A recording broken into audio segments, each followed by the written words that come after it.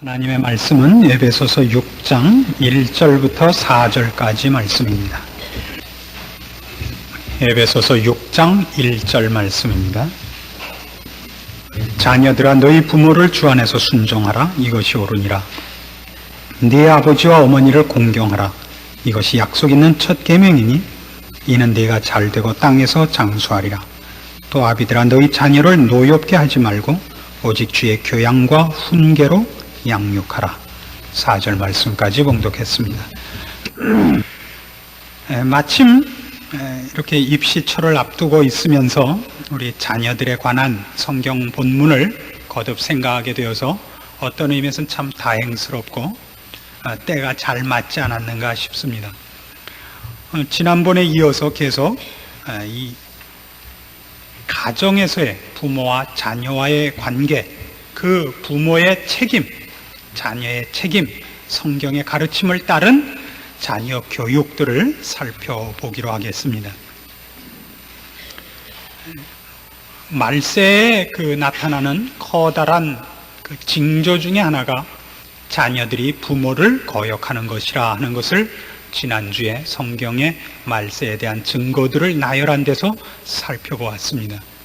점점 자녀들이 부모 말을 듣지 않고 젊은 세대가 구세대의 말을 듣지 않고 어른들의 말을 듣지 않고 힘을 합쳐서 자기네들의 주장을 힘있게 주장하고 하는 것이 말세로 가면 갈수록 점점 확대될 것이라 하는 것은 성경의 예언이고 또 우리가 요즘 현실로 보고 있는 일 중에 하나입니다.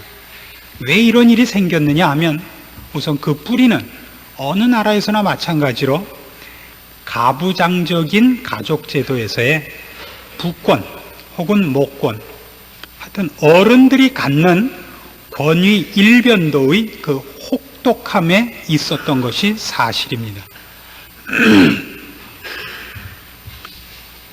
우리나라에서도 옛날에 부권이라는 것은 대단했습니다. 자식들은 어른이 말하는 데 대해서는 변명을 하지 못하며 말대답을 하지 못하고 무조건 말을 들어야 했었습니다. 그래서 이제 내가 잘못한 것이 아닌데도 꾸중을 들을 때 아니 아버님 그게 아니고요. 그러면 이놈 어디서 배운 버릇이냐? 아버님이 꾸중을 하시는데 어디 입을 여느냐? 하는 것이 그때 가르침의 그저 대표적인 하나의 형태였습니다. 이런 권위 일변도의 혹독함이 여기에 대한 반발로 나타나서 오늘날과 같은 모습의 이런 윗사람의 말을 전혀 듣지 않으며 부모님의 말이라 할지라도 반대할 수 있는 지금과 같은 이상한 현상을 만들게 된 하나의 뿌리라고 할 수 있습니다. 그래서 그것이 교육에서 나타난 것을 볼 것 같으면 우리나라에서 아직도 실시되고 있는 바와 같이 교육은 주입식이고 기계식으로 진행되고 있는 것이 바로 이 뿌리가 있기 때문인 것입니다.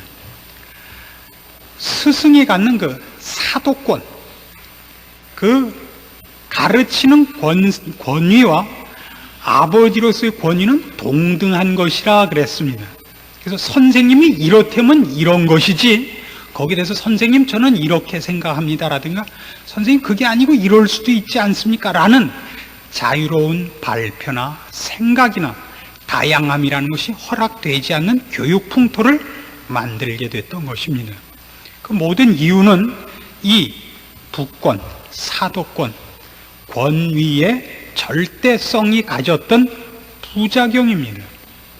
그러나 이 부작용이 그 권위가 그 권위를 시행하는 데 있어서 잘못했다는 것으로 가가지고 그것을 개선하는 쪽으로 간 것이 아니라 권위를 가지니까 문제더라 라고 모든 권위에 대하여 반발하는 것으로 나타났다는 것은 커다란 실수인 것입니다. 여러분 잘 아는 대로 교육에서 바로 이런 권위주의적 일방통행적 주입식 교육에 반발하고 현대식으로 민주주의식이라는 이름으로 반대하여 그 교육을 개혁한 대표적인 사람이 있습니다. 여러분이 익숙하게 듣는 이름입니다. 마리아 몬테소리 박사입니다. 그 사람이. 몬테소리 유치원 이런 거 많이 들으셨죠? 이 마리아 몬테소리 박사, 여자분인데요. 이분이 바로 그동안에 있었던 주입식 교육과 기계식 교육, 권위에 의한 강압적 일방 통행적 교육에 대하여 반대하고 모든 권위를 그러니까 반대해서 교육을 가르치는 쪽 입장에서 하지 말고 받는 쪽 입장에서 하자. 그 피교육자가 교육의 내용과 결론을 스스로 결정하고 이해하고 선택하는 방법을 택하자고 제안을 한 창시자인 것입니다. 물론 그것은 훌륭한 하나의 업적으로 평가되어야 합니다. 교육이라는 것은 분명히 효과면에서 교육을 받아야 하는 피교육자에게 효과가 없다면 그 교육은 아무것도 아닐 것입니다. 그러나 여기에는 중요한 문제가 배경에 깔려 있습니다. 그것은 교육의 문제가 아니라 권위의 문제며 기독교의 문제며 신앙의 문제가 사실은 그 뿌리에 박혀 있는 것입니다. 어떻게 박혀 있느냐 하면 피교육자가 그의 교육에 관한 내용과 결론을 선택하며 납득하도록 동의하고 동조하는 것을 우선으로 시키겠다는 데 대해서는 이런 배경이 깔려 있는 것입니다. 인간은 본래 모든 문제에 대해서 가능성이 있다는 낙관론이 있어야 됩니다. 우리가 믿는 인간론이라는 것은 인간은 무능하며 부패했다는, 인간은 절망적이라는 죄관을 갖고 있습니다. 인간을 구원하기 위해서는 어떤 교육이나 방법으로가 아니라 철학과 사상에 의해서가 아니라 예수 그리스도께서 십자가에 달려 돌아가시는 수밖에 없었다고 선언해야 되는 절대적인 부패와 무가치와 무능을 전제로 하고 있습니다. 이 기독교 신앙과 지금 몬테소리 박사에 의해서 시창된 이 현대 교육의 뿌리들, 인간은 그 스스로가 선한 것을 가지고 있으며 옆에서 억압하고 겁주지 않고 좋은 환경과 조건 속에서 그를 개발시켜주면 그 안에 있는 자연스러운 것이 얼마든지 아름답고 가치 있게 피어날 수 있다고 생각하는 것은 근본적으로 충돌하는 사상이 되는 것입니다. 여기에 이 교육론이 갖는 뿌리에 대하여 우리 신자들이 크게 경각심을 가져야 될 요소가 있는 것입니다. 우리가 다음 시간에 이 문제에 대하여 가만히 생각하니까 다음 주에는 크리스마스 예배로 봐야 되니까 이 말씀을 드릴 여유가 없게 생겼습니다만은 하여튼 이어진 다음 시간에 그럼 우리 자녀를 어떻게 교육할 것이냐 하는 문제를 다루겠습니다만은 오늘은 그 방법론과 해결책 이전의 문제에서의 우리가 도대체 무슨 싸움을 해야 되는가 하는 것을 집중적으로 살펴보기 위하여 이런 문제를 추적하고 있는 것을 명심해 주시기 바랍니다. 예전에 부모님들이 자식들에게 이건 이렇게 해야 된다, 이것은 이렇게 해야만 되고 저것은 저렇게 해야 된다, 안 하면 매를 맞아야 된다라고 얘기한 배경에는 자녀들이 이 문제를 올바로 선택할 실력이 없고 또 그럴 힘이 없다는 것을 전제로 해서 강압적인 방법을 썼던 것입니다. 대표적으로 공부를 예를 들어 보십시다. 공부가 어려운 이유는 단 하나입니다. 그것을 준비해야 되는 때에 필요성을 알지 못하고 있기 때문에 공부는 어렵습니다. 공부는 그 필요성을 느꼈을 때는 써먹을 때이지 준비할 때가 아닌 것입니다. 그래서 공부는 어렵습니다. 결혼의 어려운 점이 뭐죠? 결혼을 하고 싶은 때와 해서 사는 것과의 차이가 엄청나다는 것을 할 때는 모릅니다. 할 때는 얼굴 보고 하는데 해놓고 보면 얼굴은 아무짝에도 쓸데없다는 것을 10년이 지난 후에야 깨닫는데 문제가 있는 것 아닙니까? 그래서 사실은 혼사도 누가 정하는 것이 훨씬 지혜롭죠? 부모님이 정하시는 것이 지혜롭습니다. 참 맞는 말입니다. 저도 연애 결혼을 했습니다마는, 그래서 제가 지금 후회하고 있다는 얘기는 물론 아닙니다. 또 가정의 평화를 위해서 제가 어떻게 속이 그렇더라도 그렇게 얘기를 하겠습니까? 공부라는 것은 그 시절에 애들이 놀고 싶지 아무도 그걸 준비하고 싶은 마음이 있겠습니까? 기독교 자체를 얘기해 보십시다. 이것이 전달되어서 그 사람에게 효과가 있어야만 된다는 것으로 기독교의 내용이 전달되지 않습니다. 기독교 내용이 진리입니다. 그러나 기독교 내용을 전하는 데 있어서는 전도라는 방법을 씁니다. 전도라는 방법은 여러분, 고린도전서 1장에 의하면 미련한 방법이라고 되어 있습니다. 전도는 설득이 아니며 토론이 아닙니다. 설명이 아닙니다. 선포입니다. 전도같이 미련한 방법이 없습니다. 여러분, 요즘은 좀 많이 보지 못합니다만 예전에는 종종 이 버스 같은데 이 긴 장대에다가 이렇게 회개하라 이렇게 깃발을 써 붙이고 나이 많으신 할아버님이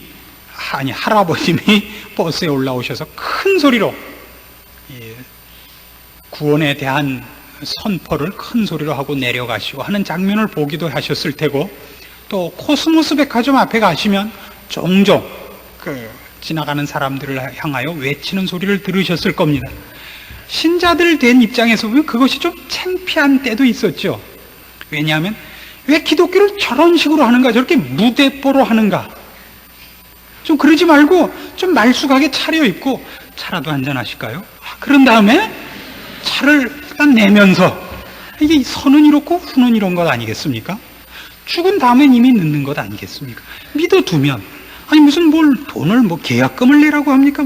믿어두면 일단 죽었다가 진짜면 땡 잡는 거고, 아니면 미치는 건 없지 않습니까? 이렇게라도 얘기를 할 수 있을 텐데 저렇게 계급품을 품고 또 나와 선 사람 쳐놓고 제대로 옷 입고 번듯하게 생긴 사람도 또 없지 않았습니까? 우리가 속이 상하곤 했죠. 아닙니다. 그 사람들이 맞는 겁니다. 이거는 토론하는 문제가 아니며 설명하는 문제가 아닙니다. 일방적입니다. 하나님이 그렇게 요구하십니다. 왜냐하면 진리는 받는 사람이 동의해서 진리가 되는 것이 아닙니다. 대통령은 국민이 동의해서 되는 거지만, 진리라는 것은 동의하지 않으면 안 되고 동의하면 되는 과반수 투표, 많은 사람이 동의를 해서 결정하는 결론이 아니라, 진리라는 건 그것 자체로 진리로 존재하는 것이기 때문입니다. 갈릴레오가 종교재판에서 부인을 하고 나오면서 뭐라 그랬어요? 그래도 지구는 돈단 말이에요. 그 사람 배짱은 그거죠. 내가 돈다 그러면 안 도는 게 도는 것도 아니고, 내가 아니다 그러면 도는 게 안 도는 것도 아닌 바예요. 뭐 때문에 이 은수들하고 돈다 안 돈다 싸워갖고 죽냐 말이에요, 억울하게. 그게 뭐 대단하다고. 내가 돈다 그러면 안 돌던 지구가 돌 것도 아니고, 내가 부인하면 돌다가 중단할 것도 아닌데, 그게 갈릴레오의 배짱인 것입니다. 그래서 그래 안 돈다 그래, 이 밥통들아 안 돈다 그래, 이러고 나온 거죠. 왜요? 그래도 도니까. 그게 진리 아닙니까? 말하자면 이런 것 때문에 사실 교육이라는 것은 많은 부분에서는 강압적일 수밖에 없는 것입니다. 그러나 여기에 이제 문제가 있죠. 바로 이 강압적일 수밖에 없고 혹독할 수밖에 없었던 것이, 그걸 받는 사람들로 하여금 그것을 시행하는 그 대상, 권위자들에 대한 반발심을 가지게 했다는 것은 성경이 요구한 방법은 아니었단 말입니다. 여기 분명히 그게 나옵니다. 4절 보시면, 또 아비들아 너희 자녀를 노엽게 하지 말고. 성경이 얘기하는 건 언제나 이 얘기입니다. 또 아비들아 너희 자녀를 노엽게 하지 말고 오직 주의 교양과 훈계로 양육하라. 이 부분을 고쳤어야 되는 것이지, 권위가 반대되거나 이 훈육하고 권위에 의해서 요구돼야 하는 것들이 없어져도 좋다고 성경이 얘기하고 있지 않은 것입니다. 그러니까 이 싸움은 지금 교육에 관한 싸움이 아니라 인간 본성이 가지는 하나님에 대한 반발의 한 형태인 것입니다. 이것이 훨씬 무서운 싸움인 것입니다.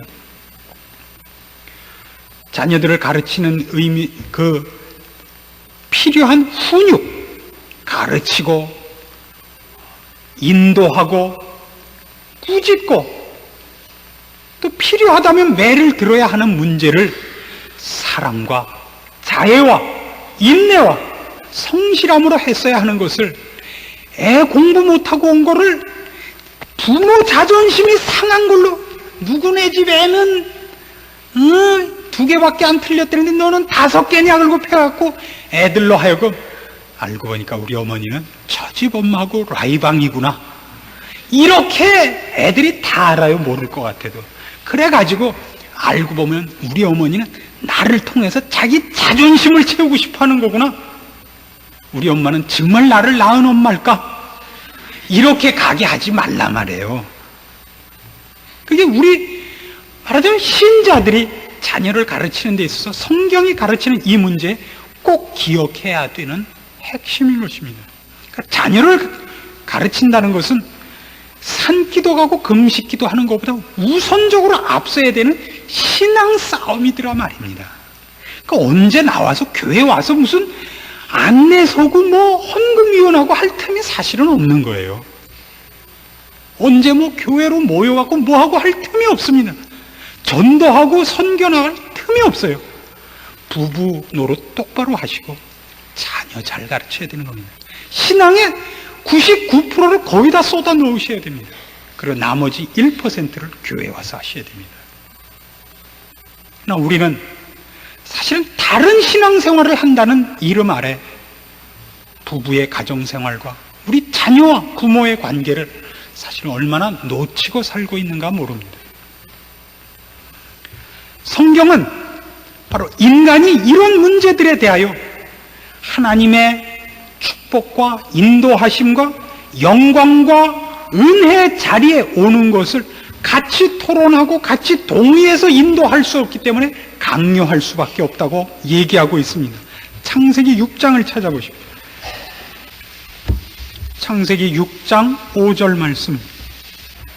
여호와께서 사람의 죄악이 세상에 관영함과 그 마음의 생각의 모든 계획이 항상 악할 뿐임을 보시고 땅 위에 사람 지으셨음을 한탄하사 마음에 근심하셨다 했습니다. 사람의 죄악이 세상에 관영함과 그 마음의 생각의 모든 계획이 항상 악할 뿐이라고요. 항상. 이것이 성경이 얘기하는 인간론입니다. 사람의 생각은 본성적으로 늘 악하고 늘 패역합니다. 그러니까 하는 생각이 좋은 쪽으로 나오지 않습니다. 그래서 이 문제를 하나님께서 우리와 의논하실 수 없습니다. 우리에게 동의를 구할 수 없습니다. 여러분, 만일 하나님께서 우리 인간에게 예수 그리스도를 보내서 구원 얻게 하는 방법이 유일한 방법인데 예수 그리스도를 보낼까 말까를 우리 인간들에게 투표해서 정하라 그랬으면 어떻게 했을 것 같습니까? 인간들이 회의를 해가지고 어느 쪽으로 결론을 내렸을 거라고 생각하십니까? 아마 투표하는 데만 일단 한참 걸리겠죠. 그렇죠? 할 것이냐 말 것이냐. 나 안 했을 거라고 생각을 하는 것입니다. 왜요? 자존심이 상해서. 아니, 하나님이 우리를 어떻게 보시고 우리를 위해서 그래 하나님의 아들 예수 그리스도를 보내어 십자가에 달려 피 흘려서만 우리를 구원한단 말이냐? 아닙니다. 하나님, 우리 힘으로 구원 얻겠습니다. 틀림없이 만장일치로 부결됐을 거라고 요한계시록 23장에 기록되어 있습니다. 여러분, 우리가 선한 생각을 하고 있다고 망상에 젖지 마십시오. 세상이란, 지금 제가 얘기하는 세상이란 하나님의 뜻을 받들지 않고 인간의 생각으로 무엇을 결정해 나가는 원리를 말합니다. 세상의 생각은 언제나 하나님과 반대됩니다. 그리고 그 생각의 가장 중요한 핵심은 언제나 하나님께서 요구하는 것과 하나님의 도움을 구하는 것을 끊는 쪽으로 갑니다. 끊는 쪽으로. 그래서 그것이 하나의 과학적인 시스템을 갖기 시작한 사고방식이 하나의 학문으로 굳어진 것이 심리학이죠. 심리학이라는 것 참 무서운 겁니다. 인간의 가능성 위에 서 있는 학문입니다. 그래서 이제는 모든 것이 심리학에 근거합니다. 그렇죠? 특별히 뭐가요? 교육이. 교육학은 오늘날 심리학 위에 서 있습니다. 성경 위에 서 있지 않습니다. 그래서 이제는 매를 드는 교육은 없어지고 말았습니다. 근데 교육이 얼마나 무섭죠? 우리 자녀를 어떻게 만들 것인가? 어떻게 빚을 것인가? 교육에 달려있지 않습니까? 이게 얼마나 심각한 문제입니까? 우리는 우리 자녀 교육을 모두 세상에 맡겨버렸습니다. 좋은 학교 보내는 것밖에 없습니다. 우리 자녀들로 하여금 세상에서 살아남는 법을 배우는 것밖에 우리는 우리 자녀에게 요구하고 있지 않습니다. 하나님을 의지하는 법을 한 번도 가르친 적이 없습니다. 부모님이 하셔야 할 책임입니다. 신자라면, 믿는 부모님이라면 여러분 가정에서 여러분 자녀에게 꼭 이것을 하셔야 됩니다. 여러분 자녀에게 누구를 무서워하게 할 것이냐를 정하셔야 됩니다. 나훔서 1장으로 가시면 이런 표현이 나오는 것을 명심하셔야 됩니다. 구약성경 1299페이지 나훔서 1장 2절 말씀부터 보십시오. 나훔서 1장 2절입니다. 1299페이지입니다. 여호와는 투기하시며 보복하시는 하나님이시니라. 여호와는 보복하시며 진노하시되 자기를 거스리는 자에게 보복하시며 자기를 대적하는 자에게 진노를 품으시며 여호와는 노하기를 더디하시며 권능이 크시며 죄인을 결코 사하지 아니하시느니라. 여호와의 길은 회리바람과 광풍에 있고 구름은 그 발에 티끌이로다. 그는 바다를 꾸짖어 그것을 말리우시며 모든 강을 말리우시나니 바산과 갈멜이 쇠하며 레바논의 꽃이 이우는도다. 성경이 왜 하나님을 무섭게 묘사하죠? 우리가 알기는 하나님은 여호와로라 여호와로라 은혜롭고 자비롭고 인자가 크시며 노하기를 더디하시는 하나님이시로라. 이 표현이 성경에 후렴처럼 나오는 것을 알고 있습니다. 그러나 성경에는 그렇게 표현되는 자비롭고 은혜로우신 하나님의 모습 이상으로 지금 같은 이런 표현이 나옵니다. 하나님은 어떻게 진노하시는가? 질투하시는가? 죄를 절대 용서하시지 않는가? 하는 표현도 많습니다. 단 하나의 이유 때문입니다. 누구를 두려워해야 되는가? 누구에게 잘 보여야 되는가 하는 문제입니다. 이런 동화가 있습니다. 어느 산골에 어떤 나이 많은 부부가 사는데 너무 가난해서 읍내에 나와 살지 못하고 화전을 일구고 산에서 살고 있습니다. 늦게 아들을 하나 봤습니다. 때는 그 동네가 없으니까 혼자 산과 들로 돌아다니면서 뛰놀다가 어린 도깨비하고 친구가 됐습니다. 근데 도깨비의 친구를 집에 데리고 와서 깜짝 놀랐는데 가만 보니까 도깨비가 별로 흉악해 보이지 않아서 뭐 친구 놀 다른 사람도 없고 그러니까 그냥 뭐 할 수 없다 하고 놔뒀습니다. 근데 점점 하는 짓이 도깨비를 닮아가는 겁니다. 이게 참 걱정이다. 언제 끊게 해야겠다 생각했고 그 부부가 그 아들에게 이렇게 시켰습니다. 그 도깨비에게 도깨비가 제일 무서워하는 게 뭔지 한번 물어봐라.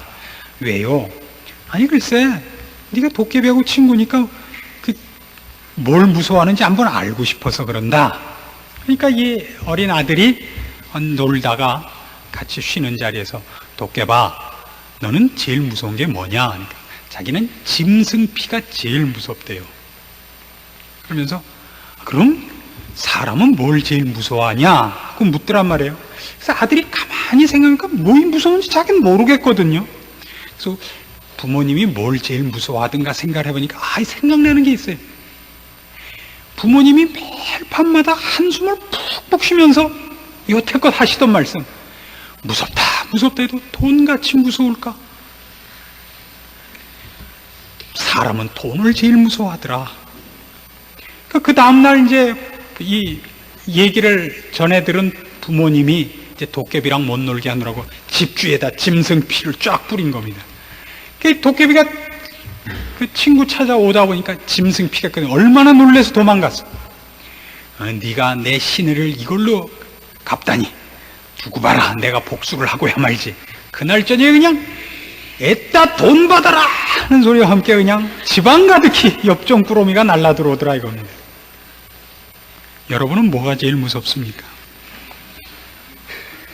여러분은 돈이 무섭죠? 솔직히 얘기하세요. 뭐라고 안 그렇게?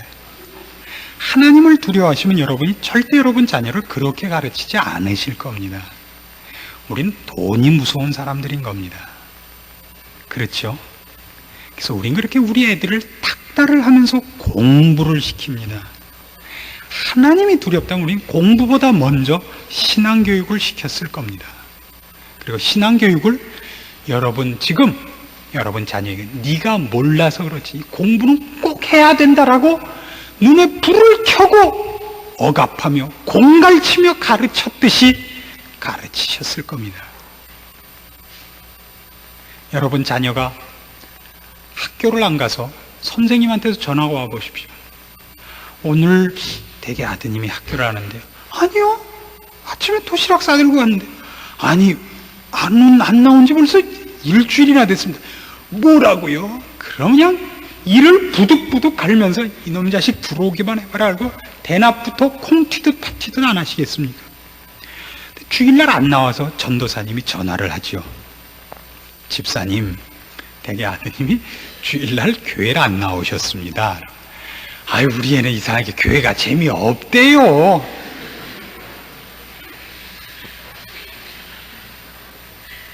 우리는 하나님이 안 무서운 겁니다.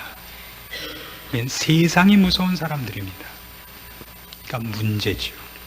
우리가 우리 자녀에게 세상을 무섭게 키웠기 때문에 우리 자녀들이 우리들을 부모 대접 안 합니다. 우리가 하나님을 두려워하지 않았기 때문입니다. 그들로 하나님을 두려워하게 키워보십시오. 부모를 대접하실 겁니다. 우리가 우리의 신앙을 어디서 실패했는가? 먼 데 가서 찾으실 거 없습니다. 우리 가정에서 실패했고 교회에서 실패했다고 밖에 얘기할 수 없습니다. 우리의 신앙을 사실은 내가 가진 힘으로 신앙생활이라고 하고 있는 것은 사실은 신앙도 아닐지 모릅니다. 신앙생활은 제대로 해보면 우리의 실력으로 할 수 있는 것이 하나도 없다는 것을 발견하게 됩니다. 올해도 이렇게 한 해를 다 보내면서 요즘 잠이 안 와요. 이번 한 해 동안 실수한 것들이 주마등처럼 지나가고 참 민망한 마음에 잠 못 이루겠습니다. 여러분들이 저희가 이 연말이 되면 새로운 봉사직을 맡기 오를 때마다 그런 전화를 하시는 분이 있습니다. 목사님, 저는 이거 못합니다. 그때 제 얘기를 다 하고 싶은 걸 참죠. 저는요, 그럼. 저는요. 우린 다 비슷한 실력의 소유자입니다. 그저 비슷하거든요. 근데 만일 어떤 집사직 하나, 구역장 하나, 무슨 부장 하나 하는 것도 그렇게 어렵다. 목사 하는 사람은 오죽하겠습니까? 똑같은 실력자끼리 여러분이 10kg를 메고 힘들다면 100kg를 맨 사람은 오죽 허리가 휘겠습니까? 똑같은 실력자입니다. 제가 여러분보다 결단껏 더 낫지 않습니다. 물론 이게 겸손한 얘기라는 것 좀 여러분이 아시겠습니다만은 절대 더 낫지 않습니다. 그건 정말 언제나 느끼는 사실입니다. 할 수 없는 일을 하나님이 왜 맡기셨나 싶습니다. 결국은 하나님이 교회를 책임지시며 불러 모으신 여러분을 하나님이 책임지기 때문에 저보고 하라고 그러셨을 겁니다. 저로 인하여 여러분이 흔들리지 않게 하실 수 있기 때문에 이 일을 해서 제가 이익을 보고 있는 거겠죠. 여러분들도 이익을 보시고 그러나 이렇게 주를 향하여 갖는 열심과, 그래서 그 일에 실력이 없는 것을 인하여 매일 주 앞에 메어 달리는 것, 이것이 실력이더라 말입니다. 그게 실력입니다. 난 할 수 있다고 생각하는 사람은 틀린 사람입니다. 그러니까 바로 여러분 자녀 문제를 여러분이, 하나님, 저는 이거 정말 못하겠습니다. 도와주십시오. 제 자녀의 마음에 간섭해 주십시오. 세상을 하나님을 의지하여 이길 신앙을 전달하게 해 주십시오라고 정말 기도하셔야 됩니다. 선생님 말씀 잘 들으면 되잖아. 이건 여러분은 자녀 교육 못하고 계시는 겁니다. 그것이 우리의 신앙이어야 됩니다.